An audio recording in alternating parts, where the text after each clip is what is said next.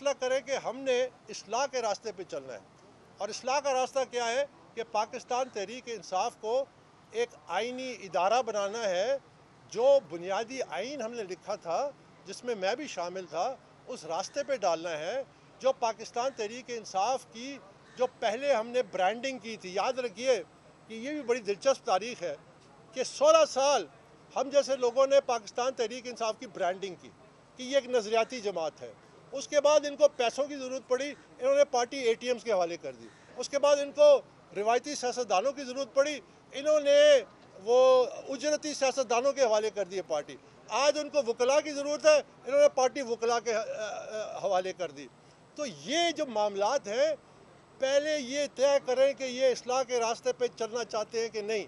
मैं हर वक्त हाजिर हूँ, मेरी कोई पर्सनल वो नहीं है। जहाँ तक आपने कहा कि बाहर कोई मुजाहरा हो रहा है, मुझे उसकी कोई कानो कान खबर नहीं है कि कौन कर रहा है, क्यों कर रहा है और किस लिए कर रहा है। इस वक्त तहरीक इंसाफ के नाम से दो पार्टीज हैं, एक तो बैरिस्टर गौहर लीड कर रहे हैं और दूसरे को परवेज खटक साहब।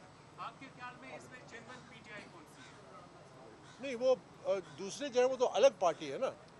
वो तो एक ही है ना, उसको सिर्फ P लगाए हुए पार्लियामेंटेरियन के नाम। देखिए, और क्या मैं जवाब समझ गया।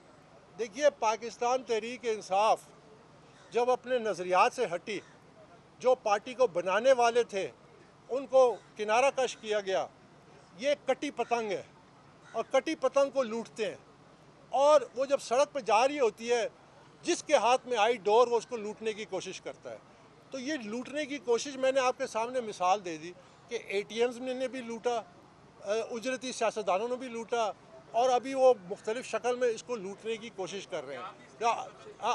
अब बात ये है कि उसको राय रास्त पे लाने के लिए हम देखिए, ये जो लोग, मैं ये ज़रूर कहूँगा, ये जो हमारे वकला हैं जो अपने आप को कानूनदान कहते हैं, यहाँ खड़े होकर कहते हैं कि अकबर बाबर मेंबर नहीं है। ये कैसे वकला हैं आइनी और कानूनी वो देने वाले कि जी हम तो बड़े आइन और कानून की बारादस्ती चाहते हैं, तो 3 इदारों के फैसले को नहीं मानते। वो यहाँ आके कहते हैं कि कैसा झूठ बोला जाता है। ऐसे लोग जो है ये अहल है कि पार्टी के ओहदे संभालें? ऐसे लोग अहल हैं जो जो जो आवाम के सामने जो खुल्लम खुला झूठ बोल रहे हैं, खुले यहाँ खड़े होकर बोल रहे हैं, और ये पीछे इलेक्शन कमीशन है, इसका फैसला मौजूद है। तो ये कैसे हमारा मुल्क चलेगा? अच्छा सर, ये बता दीजिए कि अगर इमरान खान आपको जेल में बुलाते हैं और कोई मुखामत की राह इख्तियार करते हैं, तो क्या आपने ये जो पिटीशन दायर की है, दरखास्त दायर की है, ये वापस लेकर तहरीक इंसाफ का हिस्सा बन जाएंगे और उनके साथ अपनी जद्दोजहद करेंगे? देखिए, मुझे ये मफरूज़े पे सवाल है।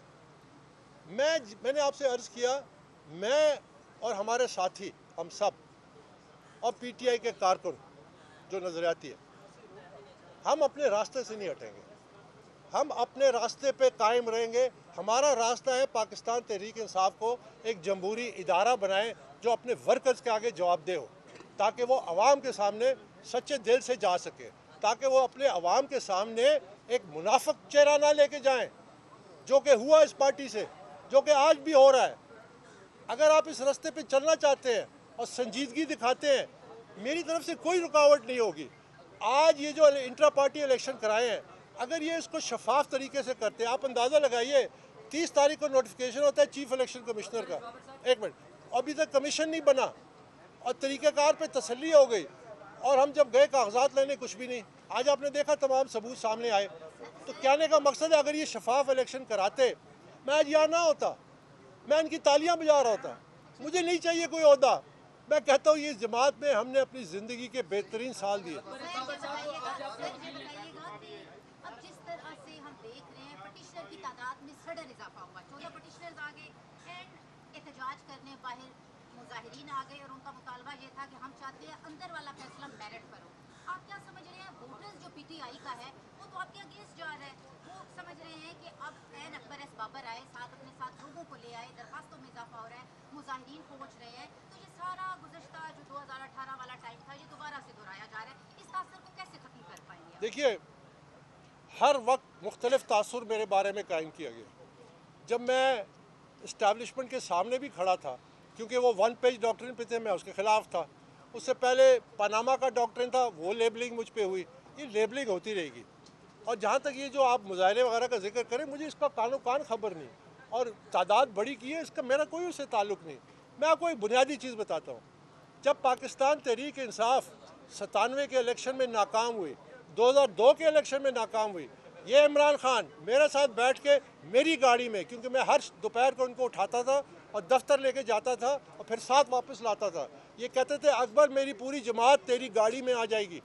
मेरी पूरी जमात जिस दफ्तर में बैठे होते थे अकबर, ये मरकज़ी दफ्तर था 66 बाज़ार रोड कवर्ड बाज़ार मार्केट के सामने, वो कहते थे कि मेरी पूरी जमात इस कमरे में आ जाएगी। बारहा उन्होंने मुझे कहा है, बारहा मेरी गाड़ी में कहा है। तो मुझे तो जब 1997 में नवाज शरीफ ने 2/3 अक्सरियत ली, हमें पार्टी छोड़ देनी चाहिए थी। हम तो एक टांगा पार्टी बन चुके थे, तो मैंने उस वक्त उनका साथ दिया जो मुश्किल तरीन साल थे। हमने इस पार्टी की ब्रांडिंग की कि ये एक जमात नज़रियाती जमात होगी। तो मुझे तादाद से कोई फ़र्क नहीं पड़ता मेरी सेहत में, मुझे इससे फ़र्क पड़ता है कि क्या मैं सच हूँ, सच्चे रास्ते पे हूँ। अगर मेरा दिल और ईमान कहता है कि मैं सच्चे रास्ते पे हूँ, मैं अगर अकेला भी हुआ मैं उस रास्ते पे चलूँगा। बाबर साहब एक टेक्निकल सवाल है